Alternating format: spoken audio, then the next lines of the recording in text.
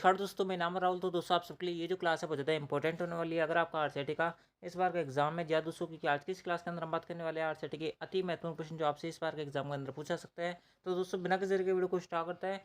सबसे पहला जो क्वेश्चन जो आपसे यहाँ पर पूछा जा सकता है वो आपको अपने सिम दिख रहा होगा। क्या बोला जा रहा है आपसे यहाँ पर बोला जा रहा है कि वर्ल्ड वाइड वेब के लिए किसी विशिष्ट विषय को ढूंढने के लिए खालिस्तान का प्रयोग करते हैं। यानी कि आपको बताने की www पर आप जो कोई भी विशिष्ट विषय यानी अगर आपको कोई क्वेरी आप उसको ढूंढने के लिए किस किस चीज़ का इस्तेमाल करता है। दोस्तों बात करें यहाँ पर ऑप्शन की, सबसे पहला ऑप्शन दे रखा है वो आपको क्या दिया हुआ है, वो आपको यहाँ पर दे रखा है ब्राउजर एंड स्कैनर का। उसके बाद में दिया हुआ है आपका यहाँ पर गोफर एंड विंडोज़ का। उसके बाद में दिया हुआ है आपको यहाँ पर सर्च इंजन एंड इंडेक्स का। उसके बाद में दिया हुआ है आपको यहाँ पर स्कैनर एंड सर्च इंजन का। दोस्तों मैं आपको बता दूँ आपका जो यहाँ पर करेक्ट आंसर होगा ना वो होगा आपका यहाँ पर option C, search engine and index का। दोस्तों अगर आपको यहाँ पर कोई भी क्वेरी तो दोस्तों आप सबसे पहले किस पे जाते हो, यहाँ पर गूगल पे जाते हो। गूगल पे जाने के बाद में आप जो है सर्च बार में सर्च करते हो। तो दोस्तों गूगल पे जाना एक क्या है, सर्च इंजन है, गूगल ही सर्च इंजन है। और इंडेक्सिंग क्या होती है, जो आप यहाँ पर सर्च करते हो यानी कि सर्च बॉक्स के अंदर जो लिखते हो ना वो आपके यहाँ पर क्या कहलाती है, इंडेक्सिंग कहलाती है। इस बात को ध्यान रखना। यानी कि ऑप्शन जो सी होगा वो करेक्ट आंसर होगा। आई होप आपको ये क्वेश्चन क्लियर हुआ होगा। ठीक है, बढ़ते हैं आपका अगले क्वेश्चन तरफ। अगला क्वेश्चन क्या बोला जा रहा है आपसे यहाँ पर, अगले क्वेश्चन तरफ आपसे यहाँ पर बोला जा रहा है कि दोस्तों और संबंधियों के साथ नेटवर्क बनाने के लिए उपयोग में आने वाली वेबसाइट को क्या कहा जाता है। दोस्तों मैं आपको बता दूँ, आप जब अपने फ्रेंड्स वगैरह से बात करते होंगे या फिर आपके कोई रिलेटिव में अगर आप उनसे बात करते होंगे तो दोस्तों आपको पता होगा कि आप कौन सी वेबसाइट्स का इस्तेमाल करता है। आपसे यहाँ पर पूछा जा रहा है। दोस्तों बात करें यहाँ पर ऑप्शन की, सबसे पहला ऑप्शन दे रखा है वो आपको दे रखा है सोशल नेटवर्किंग। उसके बाद में दिया हुआ है आपका पर ब्लॉगिंग। उसके बाद में दिया हुआ है आपका पर कॉमर्स। उसके बाद में दिया हुआ है आपका पर नेट बैंकिंग। मैं आपको बता दूँ इसका जो करेक्ट आंसर होगा ना वो होगा आपका यहाँ पर सोशल नेटवर्किंग। यानी कि ऑप्शन जो ए होगा वो करेक्ट आंसर होगा। सोशल नेटवर्किंग की कौन कौन सी वेबसाइट्स होती है मैं आपको बता दूँ। आपने देखा होगा कि आप जो है फेसबुक वगैरह पे बातें करते होंगे अपने दोस्तों से।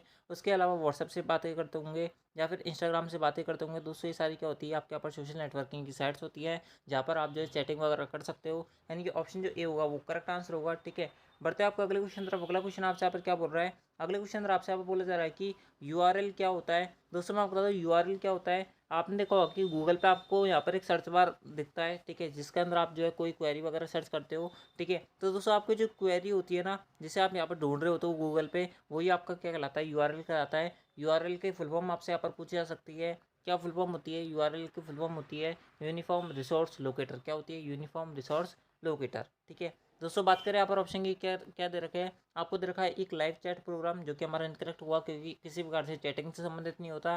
दोस्तों अगला दिया हुआ है वो आपको दे रखा है कि वर्ल्ड वाइड वेब यानी कि वेबसाइट के संसाधन का ही पता होता है। बिल्कुल होता है, यानी कि ऑप्शन जो बी होगा वो करेक्ट आंसर होगा।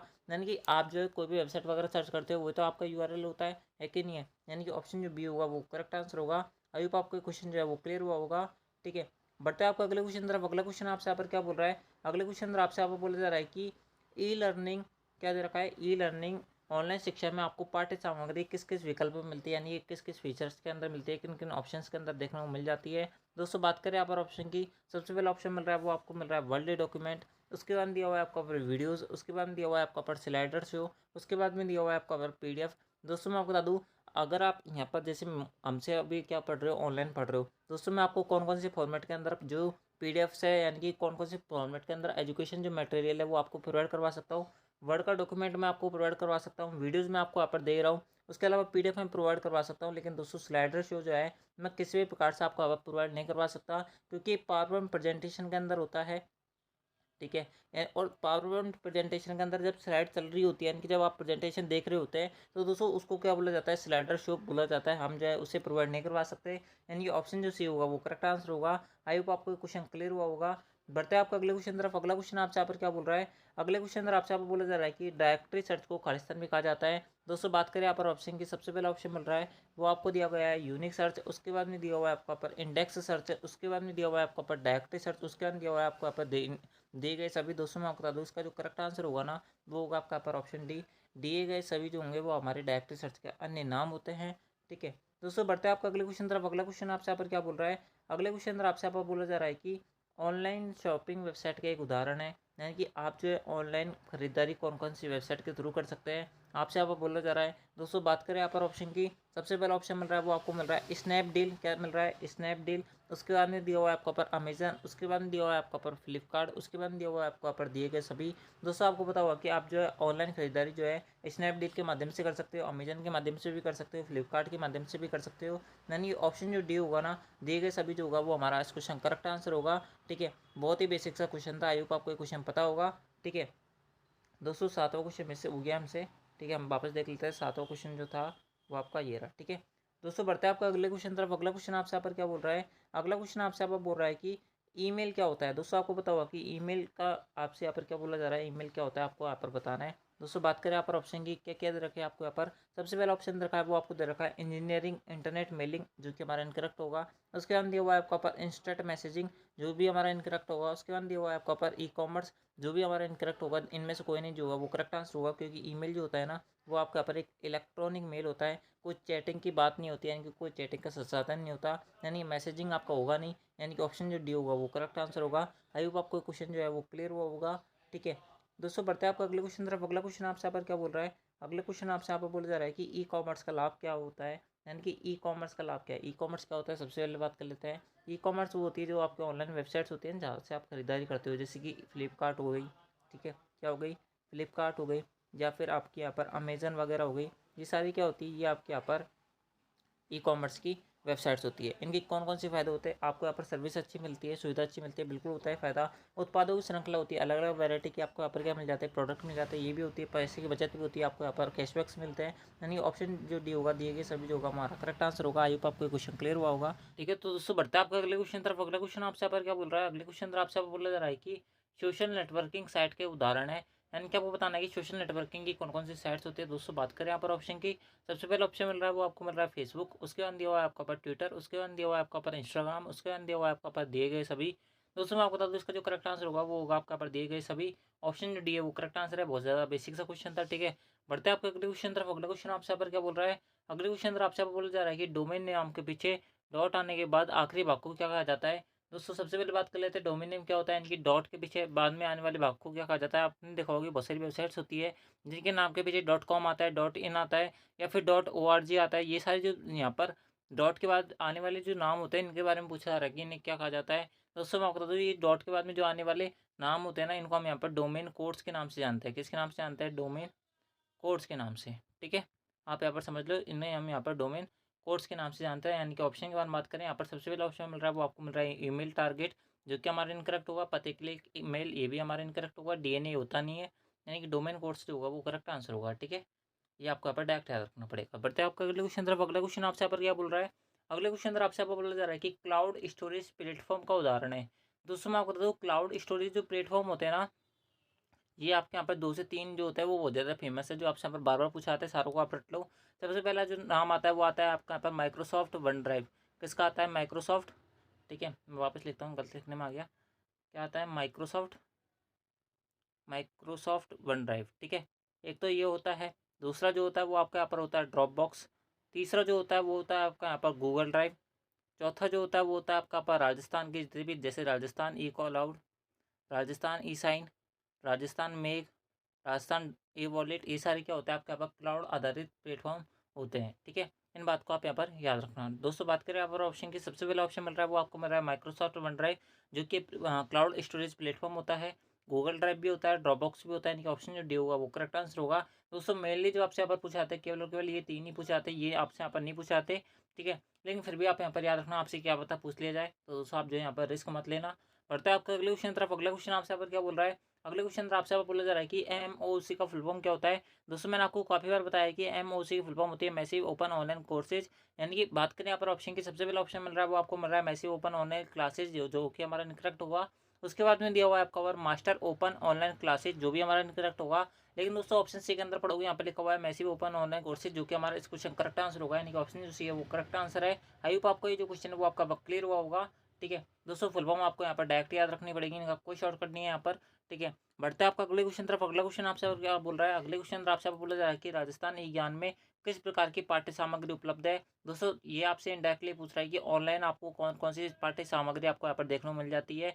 राजस्थान ई ज्ञान क्या है? राजस्थान ई ज्ञान जो है एक ऑनलाइन शिक्षा का प्लेटफॉर्म होता है। कौन कौन से यहाँ पर विकल्प के अंदर, कौन कौन से ऑप्शन के अंदर आपको यहाँ पर पाठ्य सामग्री यानी कि एजुकेशनल मटेरियल आपको किस किस के अंदर मिल सकता है? पावर पॉइंट वीडियोस मिल सकती है, बिल्कुल मिल सकती है। ई बुक मिल सकता है, ई कंटेंट मिल सकता है, यानी कि ऑप्शन जो डी होगा वो करेक्ट आंसर होगा। ठीक है, बहुत ज़्यादा बेसिक सा क्वेश्चन था, आई होप आपको ये क्वेश्चन पता होगा। दोस्तों बढ़ते हैं आपको अगले क्वेश्चन तरफ। अगला क्वेश्चन आपसे यहाँ पर क्या बोल रहा है? अगला क्वेश्चन आपसे यहाँ पर बोला जा रहा है कि जीबीपीएस का फुल फॉर्म क्या होता है, इनके जीबीपीएस का अर्थ क्या होता है? दोस्तों मैं आपको बता दूं, जीबीपीएस की जो फुल फॉर्म होती है ना, ये आपसे यहाँ पर इस बार के एग्जाम के अंदर पूछा सकते हैं, स्टार मार्क वाला क्वेश्चन है, इस बात को आप यहाँ पर याद रखें। दोस्तों बात करें जीबीपीएस के फुल फॉर्म की, मैं आपको बता दूं इसकी फुल फॉर्म होती है गीगाबाइट पर सेकंड। क्या होती है? गीगाबाइट पर सेकंड। दोस्तों बात करें यहाँ पर ऑप्शन की, सबसे पहला ऑप्शन मिल रहा है वो आपको मिल रहा है गीगाबाइट पर सेकंड, यानी कि ऑप्शन जो ए होगा वही हमारा करेक्ट आंसर है। आगे हमें पढ़ने की जरूरत नहीं है। ठीक है, यानी कि ऑप्शन जो ए है वही हमारा इस क्वेश्चन का करेक्ट आंसर है। ठीक है, दोस्तों बढ़ते हैं आपका अगले क्वेश्चन तरफ। अगला क्वेश्चन आपसे यहाँ पर क्या बोल रहा है? अगले क्वेश्चन आपसे यहाँ पर बोला जा रहा है कि एमएस ऑफिस में व्यक्तिगत सूचना प्रबंधक और ईमेल संचार सॉफ्टवेयर है। दोस्तों मैं आपको बता दूं, एमएस ऑफिस में जो व्यक्तिगत सूचना प्रबंधक और ईमेल जो सॉफ्टवेयर होता है ना, वो होता है आपका पर एमएस आउटलुक। क्या होता है? MS outlook. क्या होता है? एमएस आउटलुक होता है, इस बात को आप यहाँ पर याद रखें। दोस्तों बात करें यहाँ पर ऑप्शन की, सबसे पहला ऑप्शन मिल रहा है एमएस वर्ड, जो कि हमारा इनकरेक्ट होगा। उसके बाद दिया हुआ है आपको यहाँ पर एमएस आउटलुक, जो कि हमारा इस क्वेश्चन करेक्ट आंसर होगा। यानी कि ऑप्शन जो बी है वो हमारा इस क्वेश्चन करेक्ट आंसर होगा। यानी कि ऑप्शन जो बी है वो हमारा इस क्वेश्चन करेक्ट आंसर है। आई होप आपको क्वेश्चन क्लियर हुआ होगा। बढ़ते हैं आपका अगले क्वेश्चन तरफ। अगला क्वेश्चन आपसे यहाँ पर क्या बोल रहा है? अगले क्वेश्चन आपसे बोला जा रहा है कि खालिस्तान एक फोल्डर है जो आपके द्वारा हटाई गई फाइलों और फोल्डरों के लिए अस्थायी संग्रहण प्रदान करता है। यानी कि आपसे यहाँ पर बोला जा रहा है कि ऐसा कौन सा फोल्डर होता है जिसके अंदर आप जो है अपने कंप्यूटर से जितनी फाइलें हटा देते हो, वहाँ पर आपको क्या मिल जाती है, वो फाइल जो है वापस देखने को मिल जाती है। दोस्तों आपको पता होगा कि कंप्यूटर के अंदर एक फीचर आता है जिसका नाम होता है रिसाइकल बिन। यानी कि ये क्या होता है? एक सॉफ्टवेयर होता है, इसके अंदर क्या होता है, आप जो अपने कंप्यूटर के अंदर से कोई भी फाइल डिलीट करते हो, डिलीट करने के बाद में ये जो फाइल होती है वो रिसाइकल बिन में चल जाती है। और रिसाइकल बिन के बाद में अगर आप इन फाइलों को वापस लेना चाहते हो तो दोस्तों आप जो इनको यहाँ पर रिस्टोर भी वापस कर सकते हो। ये आपका यहाँ पर क्या होता है? ये आपके यहाँ पर, यह आपका यहाँ पर एक अस्थायी भंडारण के रूप में काम करता है। दोस्तों बात करें यहाँ पर ऑप्शन की, सबसे पहला ऑप्शन मिल रहा है वो आपको मिल रहा है फाइल एक्सप्लोरर, जो कि हमारा क्वेश्चन इनकरेक्ट आंसर होगा। उसके अंदर दिया हुआ है आपको यहाँ पर कैलकुलेटर, ये किसी प्रकार से आंसर नहीं होगा। ऑप्शन सी पढ़ोगे रिसाइकल बिन दिया हुआ है, यानी कि ऑप्शन जो सी है वो करेक्ट आंसर है। ठीक है, आई होप आपको क्वेश्चन क्लियर हुआ होगा। दोस्तों बढ़ते हैं आपको अगले क्वेश्चन तरफ। अगला क्वेश्चन आपसे यहाँ पर क्या बोल रहा है? अगले क्वेश्चन आपसे यहाँ पर बोला जा रहा है कि डीवीडी आर का पूरा नाम क्या होता है? दोस्तों मैं आपको बता दूँ, डीवीडी आर जो है ना, इसका पूरा नाम आपसे यहाँ पर पूछा जाता है। डीवीडी की दो फुल फॉर्म हो सकती है, मैं आपको बता दूँ। एक फुल फॉर्म हो सकती है डीवीडी की डिजिटल वीडियो डिस्क, और एक हो सकती है डिजिटल वर्सेटाइल डिस्क। और आर का मतलब होता है रीडेबल। क्या होता है? रीडेबल। ठीक है, ये कॉमन है सब में।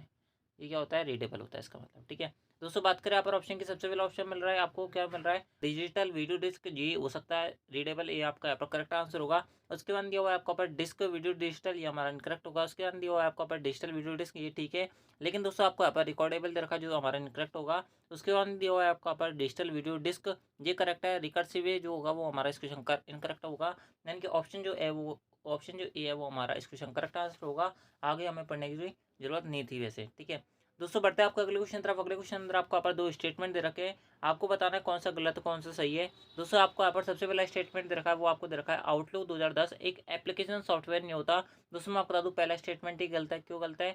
क्योंकि आउटलुक 2010 एक क्या होता है? एक एप्लीकेशन सॉफ्टवेयर होता है। क्या होता है? एक एप्लीकेशन सॉफ्टवेयर होता है। दो प्रकार के सॉफ्टवेयर होता है, एक एप्लीकेशन सॉफ्टवेयर होता है, एक होता है आपका यहाँ पर सिस्टम सॉफ्टवेयर।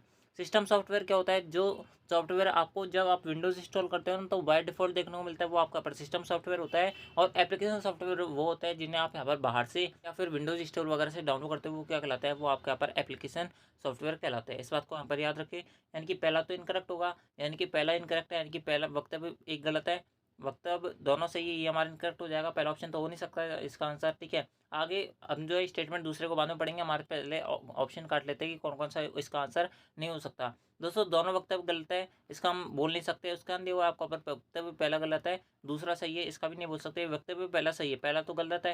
यानी कि इन दोनों में से बताना है कौन सा सही है कौन सा गलत है। दोस्तों अब जो है हम दूसरे स्टेटमेंट को भी पढ़ लेते हैं। क्या बोला जा रहा है इसके अंदर? इसके अंदर आपसे अब बोला जा रहा है कि स्प्रेड शीट के सेल कोशिका के मान वर्णानुक्रम में क्रमबद्ध किए जा सकते हैं। यानी कि स्प्रेडशीट क्या होती है? आपकी जो एक्सेल की शीट होती है ना, उसको हम स्प्रेडशीट के नाम से जानते हैं। और इसे हम वर्णानुक्रम यानी कि वर्ण के हिसाब से, यानी कि हम जो है सीक्वेंस वाइज क्या कर सकते हैं? सेट कर सकते हैं। यानी कि दूसरा स्टेटमेंट ठीक है, यानी कि दोनों स्टेटमेंट गलत नहीं है, केवल और केवल पहला गलत है, दूसरा सही है।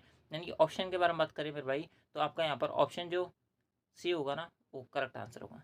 ठीक है, इस बात को आप यहाँ पर याद रखें, यानी कि ऑप्शन जो सी है वो हमारा इस क्वेश्चन का करेक्ट आंसर है। ठीक है दोस्तों, बढ़ते हैं आपका अगले क्वेश्चन तरफ। अगला क्वेश्चन आपसे यहाँ पर क्या बोल रहा है, अगले क्वेश्चन अंदर आपसे यहाँ पर बोला जा रहा है कि विंडोज 10 में सॉफ्टवेयर इंस्टॉल नहीं किया जा सकता। क्या किया नहीं जा सकता, नहीं किया जा सकता, नॉट पूछ रहा है। ठीक है तो दोस्तों, आपको यहाँ पर सबसे पहला ऑप्शन रखा है, वो आपको रखा है इंटरनेट से, सीधे इंटरनेट के माध्यम से कर ही सकते हो, पहला तो ठीक है। दूसरा बाद में दिया हुआ है आपको, पर वर्ड फाइल का उपयोग करके ये इसके माध्यम से आप किसी भी प्रकार से यहाँ पर सॉफ्टवेयर इंस्टॉल नहीं कर सकते, क्योंकि वर्ड फाइल का इस्तेमाल करके तो हम क्या बनाते हैं, डॉक्यूमेंट बनाते हैं, पीडीएफ बनाते हैं, यानी कि किसी प्रकार से सॉफ्टवेयर इंस्टॉल करने के तो काम ही नहीं आता। यानी कि ऑप्शन जो बी है वही हमारा करेक्ट आंसर है। आगे जो है आप यहाँ पर पढ़ सकते हो, क्या दे रखा है आपको यहाँ पर, सीडी डीवीडी पेन ड्राइव का उपयोग करके आप जो है किसी भी सॉफ्टवेयर को इंस्टॉल कर सकते हो, विंडोज़ स्टोर के माध्यम से भी आप कर सकते हो। लेकिन दोस्तों, आप जो है वर्ड फाइल का उपयोग करके किसी भी प्रकार से यहाँ पर सॉफ्टवेयर को इंस्टॉल नहीं कर सकते, यानी कि ऑप्शन जो भी है वो हमारा इस क्वेश्चन करेक्ट आंसर है। ठीक है दोस्तों, बढ़ता है आपका अगले क्वेश्चन तरफ। अगला क्वेश्चन आपसे यहाँ पर क्या बोल रहा है, अगला क्वेश्चन आपसे यहाँ बोल रहा है कि इनमें से कौन सा निर्देश MS वर्ड 2010 में कॉपी फॉर्मेटिंग के लिए उपयोग में लिया जाता है। दोस्तों, मैं आपको बता दूं, जो कॉपी फॉर्मेटिंग के लिए उपयोग में लिया जाता है ना, इसे हम क्या बोलते हैं, इसकी शॉर्टकट की आपसे यहाँ पर पूछी जा रही है। दोस्तों, इसकी शॉर्टकट की होती है Ctrl+Shift+C। क्या होती है, Ctrl+Shift+C इसकी शॉर्टकट की होती है। बात करें यहाँ पर ऑप्शन की, सबसे पहला ऑप्शन मिल रहा है वो आपको मिल रहा है Ctrl+Shift+B, जो कि इसको पेस्ट करने की शॉर्टकट की होती है, ना कि इसको कॉपी करने की होती है। यानी कि पहला इनकरेक्ट है। दूसरा दे रखा है आपको यहाँ पर Ctrl+Shift+C, जो कि हमारा इस क्वेश्चन करेक्ट आंसर होगा। यानी कि ऑप्शन जो बी है ना, वही हमारा इस क्वेश्चन करेक्ट आंसर है। ठीक है, Ctrl+C से आपका नॉर्मल कॉपी होता है और Ctrl+Alt+V से कुछ नहीं होता। दोस्तों, बढ़ते हैं आपका अगले क्वेश्चन तरफ। अगला क्वेश्चन आपसे पर क्या बोल रहा है, अगले क्वेश्चन अंदर आपसे बोला जा रहा है कि इनमें से कौन सा निर्देश MS पावरपॉइंट 2010 में नई स्लाइड को बनाने के लिए काम में लिया जाता है। दोस्तों, इस क्वेश्चन का आंसर बताऊं इससे पहले, अगर आपने वीडियो को अभी तक लाइक नहीं किया तो वीडियो को लाइक कर देना, चैनल को सब्सक्राइब कर लेना, क्योंकि आप सबके लिए यहाँ पर सबसे अच्छा कंटेंट हम देने को ट्राई कर रहे हैं। इस बात की मैं गारंटी, सारी क्लासेस रेगुलर लोग आपकी 90% अबव बनेगी आराम से, इसके अंदर कोई दिक्कत नहीं आने वाली है। विश्वास ना हो तो दोस्तों, आप जो है पहले वाली प्रीवियस जो आपका पेपर हुआ था, उसकी जो हमने क्लासेज जो प्रोवाइड करवाई थी उनको देख लेना, पेपर देख लेना। उसके अलावा आपका जो रिजल्ट आया था ना पिछली बार का, उसकी जो रिजल्ट वाली वीडियो डाली थी हमने, उसका यहाँ पर कमेंट बॉक्स चेक कर लेना। उसके अंदर आपको सारा जो आपका यहाँ पर डाउट है वो आपका पर क्लियर हो जाएगा। तो दोस्तों, अगर आपने वीडियो कब तक लाइक नहीं किया तो वीडियो को लाइक कर देना। ठीक है दोस्तों, बात कर लेते हैं इस क्वेश्चन के। इस क्वेश्चन अंदर आपसे बोला जा रहा है कि नई स्लाइड अगर आपको यहाँ पर बनानी है तो कौन सी यहाँ पर शॉर्टकट की का आपको यहाँ पर इस्तेमाल करना पड़ेगा। बहुत सारे बच्चे बताएंगे Ctrl+N। दोस्तों, मैं आपको बता दूँ इनकरेक्ट होगा, क्योंकि Ctrl+N से तो आपका यहाँ पर नई यहाँ पावर पॉइंट की विंडो खुल जाती है। क्या खुल जाता है, न्यू पावर पॉइंट विंडो खुलेगी, ना कि आपकी नई स्लाइड आएगी। यानी कि दूसरा ऑप्शन हो नहीं सकता। Ctrl+T से आपका कुछ होगा नहीं, उपरोक्त में से कोई नहीं, आपका आंसर नहीं होगा। यानी कि ऑप्शन जो पहला है वो करेक्ट आंसर है। Ctrl+M से आपके यहाँ पर नई स्लाइड आती है और Ctrl+D से आपके यहाँ पर डुप्लीकेट स्लाइड जो होती है वो क्या होती है, इंसर्ट होती है। इस बात को आप यहाँ पर याद रखें। यानी कि ऑप्शन जो पहला होगा वो इस क्वेश्चन का करेक्ट आंसर होगा। दोस्तों, बढ़ते हैं आपका अगले क्वेश्चन तरफ। अगला क्वेश्चन आपसे यहाँ पर क्या बोल रहा है, अगले क्वेश्चन अंदर आपसे यहाँ पर बोला जा रहा है कि वक्तव्य पहला, यानी कि आपको दो स्टेटमेंट दे रखा है, आपको बताना है कौन सा गलत है कौन सा सही है। सबसे पहला ऑप्शन दे रखा है वो आपको दे रखा है NTFS, new technology file system interface. इसका पूर्ण रूप है बिल्कुल है, इसकी फुल फॉर्म यही होती है। उसके अंदर दिया हुआ है आपका पर MS एक्सेल 2010 में सेल जो होती है, सेल क्या होती है, एक डब्बा सा होता है ना, बॉक्स होता है, उसको सेल बोलते हैं। ये रो और कॉलम का प्रतिच्छेदन इंटरसेक्शन से बनती है, बिल्कुल बनती है। आपने कहा कि ये आपके यहाँ पर रो होती है, ये आपके यहाँ पर कॉलम होती है, ये डब्बा कब बनेगा, इन दोनों का प्रतिच्छेदन से तो बनेगा, बिल्कुल बनेगा। इंटर स्टेटमेंट भी ठीक है, पहला भी ठीक था, यानी कि दोनों स्टेटमेंट सही है। ऑप्शन के बारे में बात करें तो दोस्तों, यहाँ पर ऑप्शन जो डी होगा वो करेक्ट आंसर होगा, दोनों स्टेटमेंट ठीक है। ठीक है, अभी आपको क्वेश्चन क्लियर हुआ होगा। बढ़ता है आपका अगले क्वेश्चन तरफ। अगला क्वेश्चन आपसे यहाँ पर क्या बोल रहा है, अगले क्वेश्चन आपसे यहाँ पर बोला जा रहा है कि Google drive, Microsoft one drive और ड्रॉपबॉक्स का उदाहरण है। दोस्तों, मैंने आपको थोड़ी देर पहले इसका आंसर बताया था। ये तीनों क्या होती है, आपके यहाँ पर क्लाउड आधारित सर्विसेज होती है। क्या होती है, क्लाउड आधारित सर्विसेज होती है। ऑप्शन की बात बात करें, ऑप्शन जो डी होगा वो करेक्ट आंसर होगा। ठीक है दोस्तों, बढ़ते हैं आपका अगले क्वेश्चन तरफ। अगला क्वेश्चन आपसे क्या बोल रहा है, अगला क्वेश्चन आपसे बोला जा रहा है कि एक वेबसाइट कंप्यूटर सिस्टम पर होस्ट की जाती है, जिसे हम खालिस्तान कहते हैं। दोस्तों, एक वेबसाइट जो कंप्यूटर सिस्टम पर होस्ट की जाती है ना, उसे हम किसके नाम से जानते हैं, उसे हम यहाँ पर वेब सर्वर के नाम से जानते हैं। ठीक है, कंप्यूटर सिस्टम पर होस्ट की जाती है वो आपका वेब सर्वर कहलाती है। यानी कि ऑप्शन जो सी होगा वो करेक्ट आंसर होगा। दोस्तों, बढ़ते हैं आपका अगले क्वेश्चन तरफ। अगला क्वेश्चन आपसे पर क्या बोल रहा है, अगले क्वेश्चन आपसे बोला जा रहा है कि किसी दस्तावेज में कोई बुकमार्क डालने के बाद में आप बुकमार्क में खालिस्तान बनाकर टेक्स्ट में अन्य स्थान से उस बुकमार्क को संदर्भित कर सकते हैं। तो दोस्तों, मैं आपको बता दूँ, अगर आप यहाँ पर कोई भी बुकमार्क वगैरह डालते हो ना, तो आप जो है उसे यहाँ पर हाइपर लिंक से क्या कर सकते हो, संदर्भित कर सकते हो। यानी कि अगर आपको यहाँ पर कोई यानी कि आपका कोई डॉक्यूमेंट, ठीक है, उसके अंदर नाम जैसे आपका राहुल लिखा हुआ है, आप जो है इस राहुल को यहाँ पर हाइपरलिंक इस नाम के अंदर, इस टेक्स्ट के अंदर क्या करा सकते हो, इंसर्ट करा सकते हो, यानी कि हाइपरलिंक आप यहाँ पर इंसर्ट करा सकते हो, यानी कि ऑप्शन जो बी होगा वो करेक्ट आंसर होगा। ठीक है दोस्तों, अगर आपने इनका कभी इस्तेमाल किया होगा ना तो आपको पता होगा। बेसिकली ज़्यादातर ये चीज़ें काम नहीं आती, लेकिन दोस्तों अगर आपने फिर भी इसका इस्तेमाल किया होगा तो दोस्तों आपको पता होगा। दोस्तों जब मैं पीडीएफ वगैरह बनाता हूँ ना तो मेरे ये सारी चीज़ें काम आती है, इसलिए मुझे पता है। ठीक है दोस्तों, बढ़ता है आपका अगले क्वेश्चन तरफ। अगला क्वेश्चन आपसे पर क्या बोल रहा है, अगला क्वेश्चन आपसे पर बोल रहा है कि आपकी स्क्रीन पर किसी ऑब्जेक्ट का स्क्रीनशॉट लेने के लिए कौन से विंडोज़ 10 मूलभूत एप्लीकेशन का उपयोग किया जाता है। यानी कि विंडोज़ 10 आपके यहाँ पर पीसी के अंदर, आपके यहाँ पर कंप्यूटर के अंदर क्या हो रखी है, इंस्टॉल हो रखी है। दोस्तों आप जो है स्क्रीनशॉट लेना चाहते हो, क्या लेना चाहते हो, स्क्रीनशॉट लेना चाहते हो, तो दोस्तों आपको कौन सी मूलभूत एप्लीकेशन का इस्तेमाल करना पड़ेगा, आपसे आप पूछा रहा है। दोस्तों बात करें यहाँ पर ऑप्शन की, सबसे पहला ऑप्शन मिल रहा है वो आपको मिल रहा है मैथ इनपुट टूल, ये हमारा इनकरेक्ट होगा। विंडोज मोबिलिटी सेंटर, ये भी हमारा इनकरेक्ट होगा। स्नैपिंग टूल जो होगा ना वो हमारा इस क्वेश्चन करेक्ट आंसर होगा, यानी कि ऑप्शन जो सी है वो करेक्ट आंसर है। ठीक है दोस्तों, आपको ये सारी चीज़ें याद रखनी पड़ेंगी। दोस्तों बढ़ते हैं आपका अगले क्वेश्चन तरफ। अगला क्वेश्चन आपसे पर क्या बोल रहा है, अगले क्वेश्चन तरफ आपसे बोला जा रहा है कि मान लीजिए कि प्रत्येक B2 से B7 सेल में प्रत्येक पेपर के लिए अधिकतम अंक 100 होते हैं। MS एक्सेल 2010 में प्रतिशत की गणना के लिए सही सूत्र क्या है। दोस्तों अगर आपने कभी परसेंटेज का, अगर आपने चैप्टर पढ़ा होगा तो दोस्तों आपको पता होगा कि परसेंटेज कैसे निकालते हैं। आप जो आपने यहाँ पर रिजल्ट देखना, ठीक है, कोई सी भी क्लास के अंदर आप वर्तमान में हो, उसके अंदर रिजल्ट कैसे निकालते हैं, आपके यहाँ पर टोटल कितने मार्क्स आए, ठीक है, टोटल गेन मार्क्स, ठीक है, और बटा टोटल मार्क्स इंटू 100, ये क्या होता है आपका यहाँ पर परसेंटेज का फॉर्मूला होता है, तभी तो आपकी परसेंटेज बनती है ओवरऑल। ठीक है, इस प्रकार से निकालते हैं टोटल मार्क्स, यानी कि आपका यहाँ पर ये जो यहाँ पर बट्टे में लिखा जाता है, इसके अंदर टोटल लिखा जाता है, इंटू 100 किया जाता है, तो बट्टे में आपका टोटल क्या आएगा, इसके अंदर आएगा, ये आपका पर टोटल है।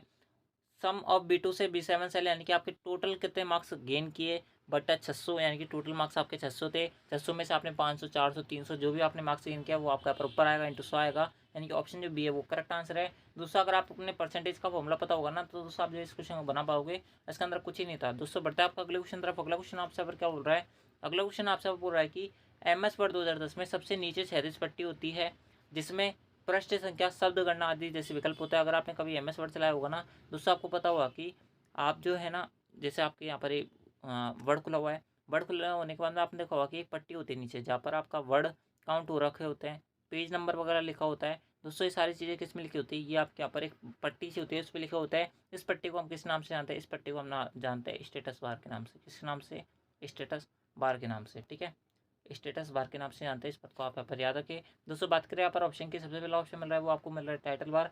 टाइटल बार के अंदर तो आपका जो डॉक्यूमेंट जिस नाम से सेव हो रखा होता है ना उसका नाम शो करता है। बोर्ड बार कुछ नहीं होता।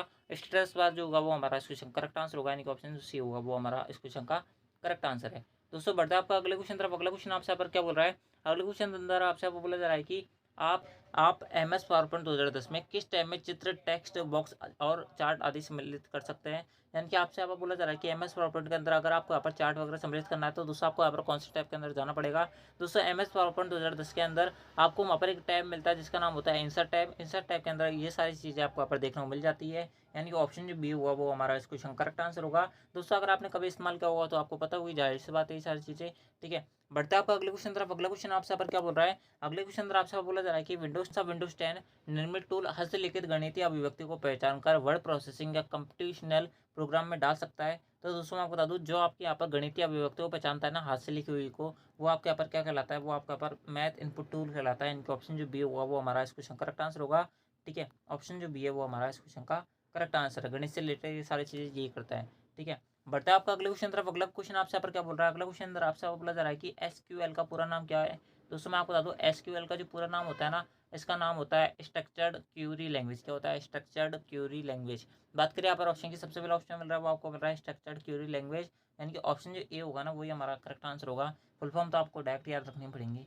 ठीक है, बढ़ते हैं आपका अगले क्वेश्चन तरफ। अगला क्वेश्चन आपसे क्या बोल रहा है, अगला क्वेश्चन आपसे बोल रहा है कि खालिस्तान भंडारण एक सेवा मॉडल है जिसमें डेटा को अनुरक्षित, प्रबंधित और दूरस्थ रूप से बैकअप के लिए किया जाता है और उपयोगकर्ताओं को आमतौर पर नेटवर्क के माध्यम से उपलब्ध कराया जाता है। ये आपसे यहाँ पर क्वेश्चन अंदर बोला जा रहा है। दोस्तों बैकअप के रूप में आप किस चीज़ को रख सकते हो, किस में रख सकते हो। दोस्तों बात करें यहाँ पर ऑप्शन की, सबसे पहला ऑप्शन रखा है वो आपको दे रखा है यहाँ पर स्ट्रोम, उसके बाद दिया हुआ है आपका ऊपर रैन, उसके बाद दिया हुआ है आपका ऊपर क्लाउड, उसके बाद दिया हुआ है आपका ऊपर कोल्ड, यानी कि ऑप्शन जो सी होगा वो हमारा इस क्वेश्चन करेक्ट आंसर होगा। क्यों होगा, तो आपको पता होना चाहिए कि क्लाउड आधारित सर्विसेज क्या होती है। क्लाउड आधारित सर्विस से कुछ ही नहीं होता, इसके अंदर ये होता है कि अगर मान लो कि आपके पास कोई फोटो है, ठीक है, जो इसे आप बहुत ज़्यादा पसंद करते हो। तो दोस्तों आप जो है इस फ़ोटो को यहाँ पर क्लाउड आधारित सर्विसेज वाली वेबसाइट पे यहाँ पर क्या कर दो, अपलोड कर दो। और आपके फ़ोन से अगर ये यहाँ पर फ़ोटो डिलीट भी जाती है ना वापस, तो दोस्तों आप जो है वहाँ पर जहाँ पर आपने क्लाउड आधारित सर्विस पे अपलोड की थी, उस सर्विस से वापस क्या कर सकते हो, डाउनलोड कर सकते हो। यानी कि आपकी फ़ोटो कभी भी आपके यहाँ पर डिलीट नहीं होगी। एक तरीके से बैकअप के रूप में ये जो सर्विसेज होती है वो आपके यहाँ पर काम करती है। इस बात को आप यहाँ पर याद रखना। दोस्तों बढ़ते हैं आपका अगले क्वेश्चन तरफ। अगला क्वेश्चन आपसे पर क्या बोल रहा है, अगला क्वेश्चन आपसे बोला जा रहा है कि निम्नलिखित में से कौन सा अटैक मूल संदेश को संशोधित कर देता है, यानी कि मॉडिफाई कर देता है। दोस्तों मूल संदेश को जो यहाँ पर क्या कर देता है, संशोधित कर देता है, वो आपका यहाँ पर पैसिव अटैक कहलाता है। कौन सा अटैक कहलाता है, पैसिव अटैक कहलाता है। आप इस बात को आप यहाँ पर याद रखें। यानी कि ऑप्शन के बारे में बात करें, ऑप्शन जो ए होगा वो हमारा इस क्वेश्चन का करेक्ट आंसर होगा।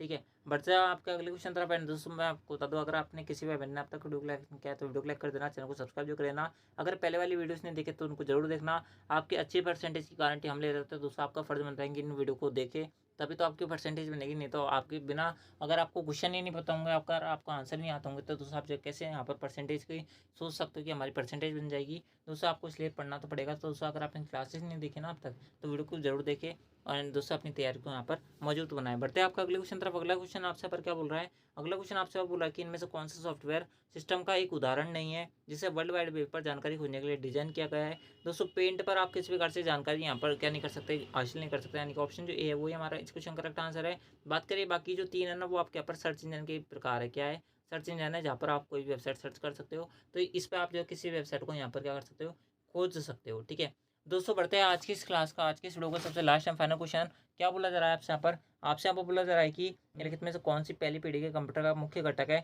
दोस्तों मैं आपको बता दूं, पहली पीढ़ी के अंदर जो आपका इस्तेमाल किया गया था ना, वो आपके यहाँ पर वैक्यूम ट्यूब्स का इस्तेमाल किया गया था। किसका इस्तेमाल किया गया था, वैक्यूम ट्यूब्स का इस्तेमाल किया गया था। ट्रांजिस्टर का आपको जो इस्तेमाल किया गया था वो सेकंड पीढ़ी के अंदर, सेकंड जनरेशन के अंदर किया गया था। और इंटीग्रेटेड सर्किट यानी कि आईसी चिप का जो इस्तेमाल किया गया था वो थर्ड जनरेशन के अंदर किया गया था। यानी कि ऑप्शन के बारे में बात करें, ऑप्शन जो डी होगा वो हमारा इस क्वेश्चन करेक्ट आंसर होगा। आई होप आपको क्वेश्चन क्लियर हुआ होगा, यानी कि ऑप्शन जो डी है वो करेक्ट आंसर है। ठीक है, तो दोस्तों इस प्रकार से ये थे आपके यहाँ पर आरएसआईटी के इस बार के एग्जाम के अंदर पूछे जा सकने वाले क्वेश्चन, जो कि मैंने आपको यहाँ पर बहुत कम समय के अंदर कराने का ट्राई करा है। सारे क्वेश्चन आपको यहाँ पर समझाने का ट्राई करा है। अगर आपको वीडियो पसंद आए तो वीडियो को लाइक कर देना, चैनल को सब्सक्राइब जो कर लेना। एंड दोस्तों इसके साथ मैं आपको एक और चीज़ बता दूँ कि ये 35 मोस्ट इंपॉर्टेंट क्वेश्चन थे। इसके अलावा आपके यहाँ पर 3 से 4 क्लासेज और आ चुकी है। अगर आपने उनको नहीं देखा है तो उनको जरूर देखें और अपनी तैयारी को मजबूत बनाएं। अगर आपको वीडियो पसंद आ रही है तो वीडियो को लाइक कर देना, चैनल को सब्सक्राइब जो कर लेना। पीडीएफ के लिए आप जो है टेलीग्राम चैनल को ज्वाइन कर सकते हैं, वहाँ से आप इनकी पीडीएफ डाउनलोड कर सकते हो, आपको इसके अंदर कोई दिक्कत नहीं आएगी। ठीक है, तो दोस्तों आज की इस क्लास के अंदर बस इतना ही। मिलता है आपके नेक्स्ट आरएसआईटी वाली क्लास के अंदर। जब तक ले जय हिंद, जय भारत, जय Hindustan. Thanks for watching. And दोस्तों मैं आपको बता दूँ, आपके इसी चैनल पर प्लेलिस्ट बनी हुई है, जितनी भी आपके यहाँ पर आरएसआईटी की अब तक क्लासेज आई है। अगर आपने उनको नहीं देखा तो उनको जरूर देखना, मैं आपको यहाँ पर रिकमेंड करूँगा। तो दोस्तों आज की इस वीडियो के अंदर बस इतना ही। मिलता है आपके नेक्स्ट आरएसआईटी वीडियो के अंदर। जब तक ले जय हिंद, जय भारत, जय Hindustan. Thanks for watching, thank you.